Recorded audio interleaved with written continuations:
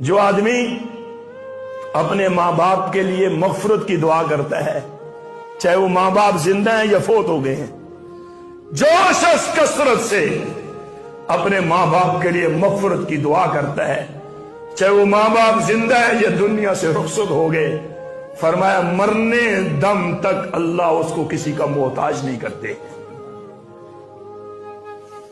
آپ خوش نصیب ہو میرے بھائیوں، آپ کے گھر میں دعائیں دینے والی ماں موجود ہے، دعا دینے والا والد موجود ہے۔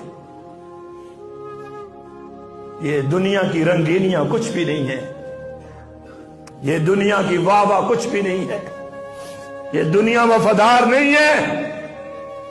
آپ کے وفادار آپ کی ماں ہے، آپ کا وفادار آپ کا والد ہے۔